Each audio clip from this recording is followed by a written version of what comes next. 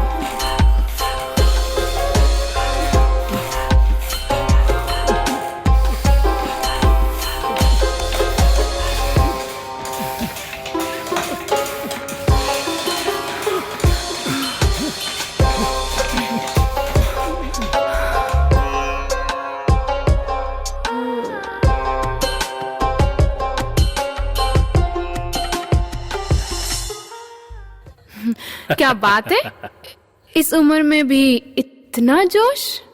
भाई तुम्हारी जवानी देख के मुर्दों में भी जान आ जाए। मैं तो फिर भी इंसान हूं।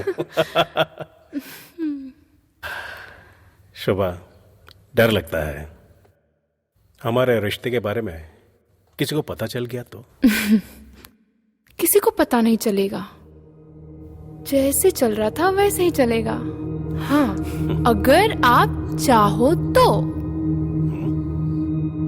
लेकिन मेरी एक शर्त है, वो आपको माननी पड़ेगी। शर्त? कैसी शर्त? आपको अपनी पूरी प्रॉपर्टी मेरे नाम करनी पड़ेगी। शोभा, क्या बोल रहे हो? होश में तो हो? चिल्लाओ मत। अगर किसी ने सुन लिया तो आपके छोटे भैया आपके बारे में क्या सोचेंगे? आप इस उम्र में भी अपनी ही बहू के साथ हो। तौबा तौबा।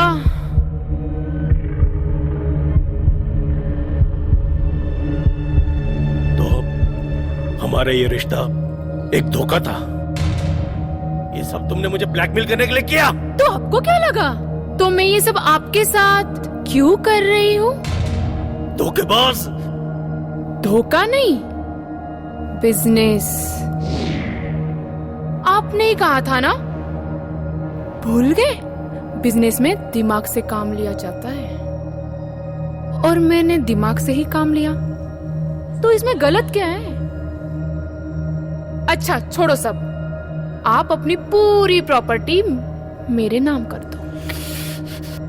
किसी को कुछ पता भी नहीं चलेगा, और जैसे चल रहा था वैसे ही चलेगा। मैं किसी से कुछ नहीं कहूंगी। घर की बात घर में ही रहे तो अच्छा है ना? ओहो, अब समझ क्यों नहीं रहे हो? मैं आपको इस हालत में भी ऐश करा रही हूँ। अब इतना तो बनता है ना।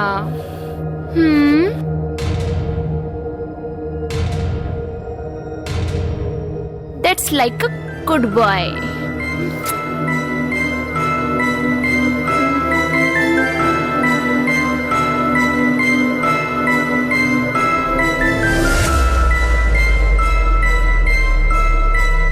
देखिए, झूठ मत बोलिए, झूठ मत बोलिए। मैंने सब अपने कानों से सुना और आंखों से देखा। आप बड़े भैया के साथ? छे, इतना बड़ा धोखा दिया आपने हम लोगों को। ओह, अब तुमने सब कुछ सुन ही लिया है, तो अब ये भी सुनो। मैं मानती हूँ कि मैंने गलत किया है, पर तुम लोगों ने क्या किया है? तुम लोगों ने अपने बड़े भाई के बीवी के साथ जबरदस्ती की और धमकी दी कि अगर मैंने किसी को भी कुछ भी बताया तो मुझे जान से मार दोगे? ये क्या कह रही हैं आप? जी हाँ। और तुम्हारे बड़े भैया, उन्होंने तो अपनी ही बहू के साथ। सोचो जयेश, अगर ये सारी बातें मीडिया में आ गई कि पूरा परिवार मिलके मेरे साथ जबरदस्ती करता है और मेरा पति कुछ नहीं बोलता है, कोई विश्वास नहीं करेगा। मैंने अपने मर्जी से तुम्हारे बड़े भैया के साथ ये सब किया है। मीडिया में, पुलिस में मैसेज जाएगा, तुम्हारे पूरे परिवार ने मेरे साथ रेप किया है। रेप? इसीलिए कह रही हूँ, जो हो रहा है उसे होने दो, जैसे चल रहा है वैसे चलने दो। मैं किसी को कुछ नहीं कहूंगी, मैं विजय को भी कुछ नहीं बताऊंगी। हाँ, पर मेरी एक डिमांड है।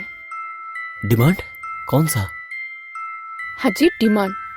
अब तुमने सब कुछ सुन ही लिया है, तो जाओ अपने बड़े भैया को मनाओ और उनसे कहो कि तुम लोगों की सारी प्रॉपर्टी मेरे नाम कर दो।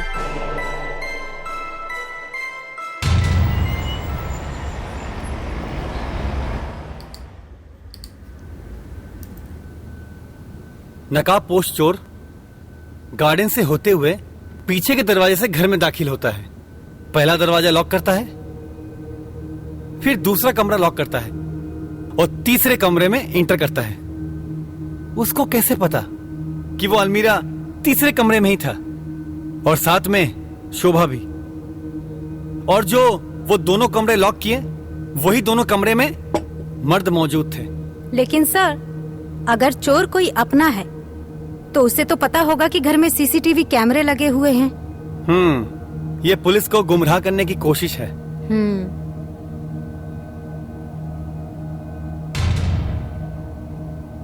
हाँ? ये जूते मैंने कहीं तो देखे हैं। माही, जी सर। गाड़ी निकालो। Okay sir.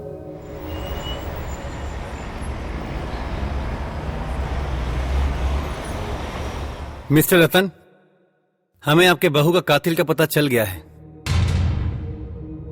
सच? क्या आपने खूनी को गिरफ्तार कर लिया? हम गिरफ्तार करने ही आए हैं, लेकिन उससे पहले मुझे ये बताइए,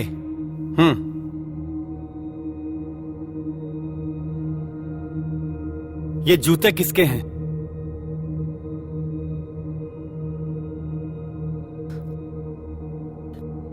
अरे ये जूते तो मेरे हैं।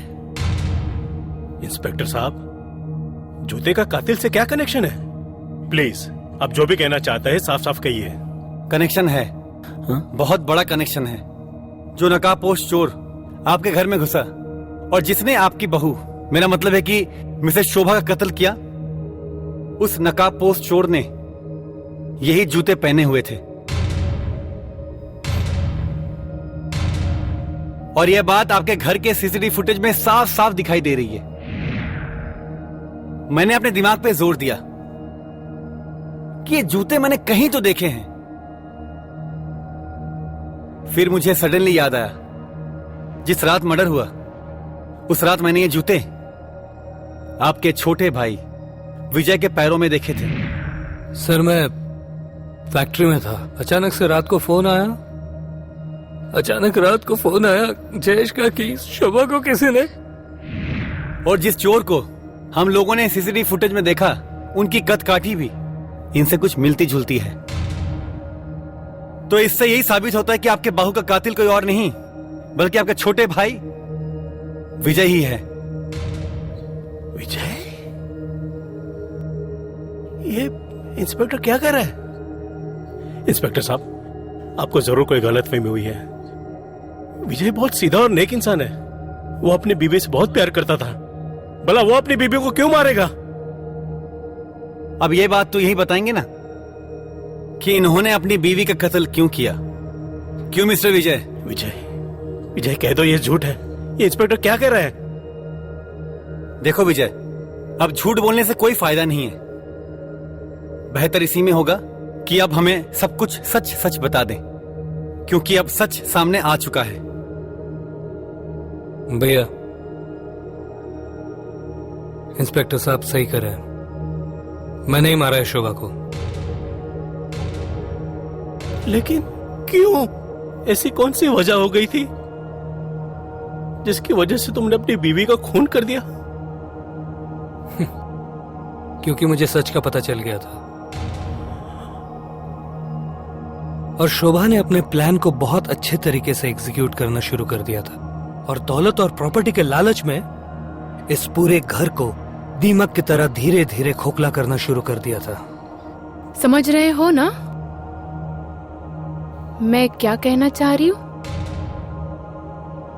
अब तुमने तो सब कुछ सुन ही लिया है ना, तो जाओ अपने बड़े भैया को मनाओ और उनसे बोलो कि तुम लोगों की सारी प्रॉपर्टी मेरे नाम करो।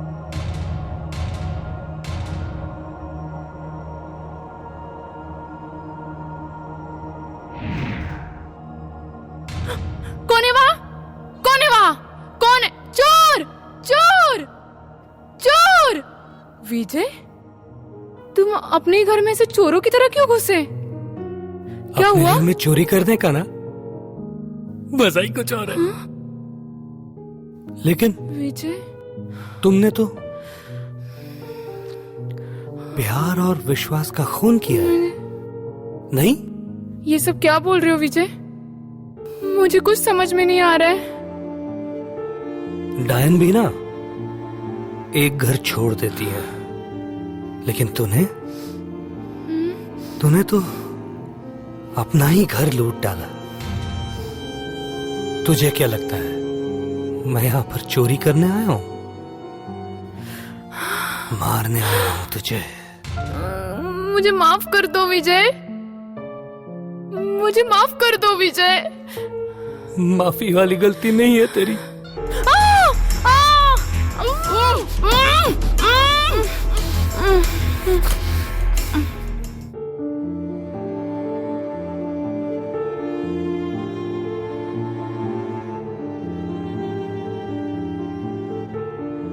कितना प्यार किया मैंने तुमसे, कितना प्यार, लेकिन